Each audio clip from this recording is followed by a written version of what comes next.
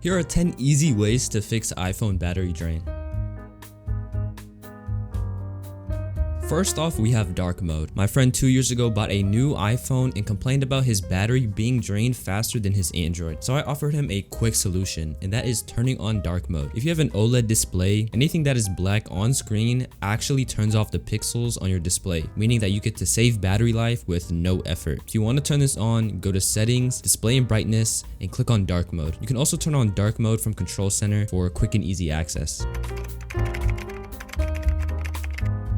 Use an Apple certified charger. I personally don't use one anymore, but after doing some research, it's time I bring back my old broken iPhone charger. An accessory that is not an Apple certified charger puts your device at more risk for damage. There is a website that shows the difference between an official Apple charger and a fake one. The official one is more insulated, has a higher build quality, and overall is much safer for your phone. The website I read also claims that fake iPhone chargers completely ignore safety standards that Apple has to adhere to. Although Apple chargers are expensive for no reason, it's best you buy these. These fake chargers are definitely going to ruin your battery life in the long run, so just go with your slow iPhone charger. It's for the best. Now here's a way to save battery drain, and that is closing out of apps. A couple of months ago, my friend told me that in order for me to save battery life, I had to not close out of apps. He had a very good argument, but he was actually wrong, and I explained to him that apps can crash in the background of your phone, and that can take up a bunch of battery life. I recommend clearing out of all these apps once every 2 to 3 days after you've used a bunch of apps. If you're a heavy user, I recommend you do that once every single day. To close out of apps, if you have a home button, just double press the home button and then swipe up the apps. But if you don't have a home button, just swipe up and hold and then swipe out of the apps to close out of them. This is something I recommend for everybody to do, and that is restart your iPhone twice a week. This can fix random small things that happen in the background of your iPhone without you ever knowing. If you don't have a home button, press the home button and any volume button you're feeling today and then slide the power off. I also recommend you wait a little bit, probably around 2 to 3 minutes of keeping your phone off. I know a lot of people are addicted to their phones like me, but after 2 minutes you can turn it right back on and you're fine.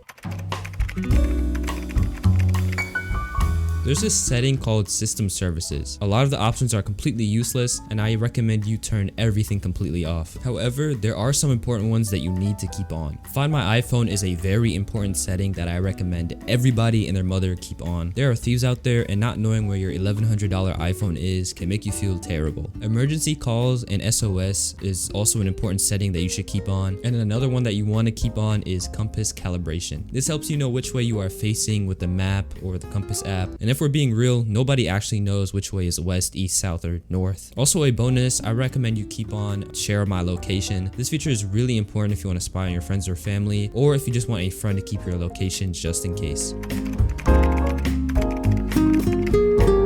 Here's another setting you need to turn off, and that is widgets. I love widgets, don't get me wrong, but to be honest, most of the time I don't even look at them. They also drain a ton of battery life depending on the type of widget you're using. If it's like a picture, it won't take nearly as much battery life as a widget about the weather that is updating every hour. Or if there's a widget about your battery life that updates around every second, that's gonna take a lot of battery life. To delete widgets, you can start from your lock screen and just hold down and customize the lock screen and delete the widgets you don't use, and then after that, go into your home screen and then delete the widgets that you really don't use, but just by holding it down and waiting for the other apps to shake.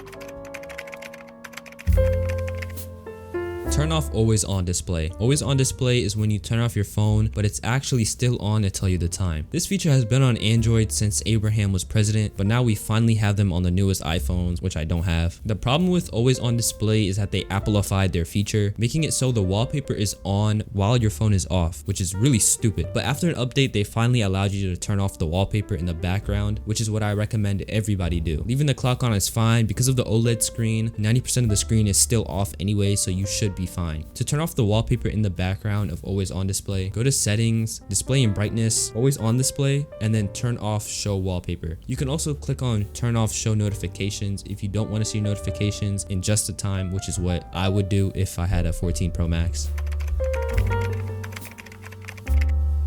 To To fix iPhone battery drain, turn on reduced motion. The iPhone usually has a nice and fluid animation for everything you do, well, most of the time, and you can turn off these iPhone animations to save on some battery life. To turn on reduced motion, go to settings, accessibility, motion, and then turn on reduced motion. Now, I'm not gonna lie, it's gonna take a little minute to get used to, but it's, you gotta do what you gotta do.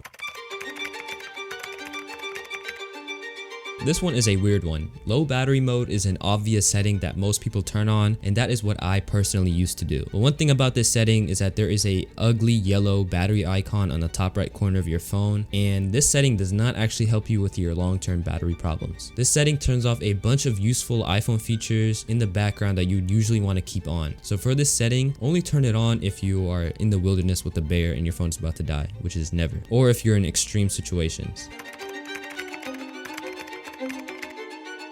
Speaking of your phone about to die, I have another setting that I recommend you guys take a look at. Background app refresh is when apps can update and do other things in the background of your iPhone, even when your iPhone is off. Now, it doesn't take a genius to find out that this causes battery drain on your iPhone. To turn this off, go to settings, general, background app refresh. Here's a quick tip. If you want to find a setting and you don't know where it is, just go into the app, scroll up, and then type the setting there. This saves a bunch of time from Apple's Maze settings app. You can go ahead and turn off every switch, but there are some that you should probably leave out. I recommend leaving out all of the email apps because as a YouTuber, I would like to see my emails and have them updated in the background of my iPhone. I also recommend keeping on iMessage because why wouldn't you want your messages to work in the background?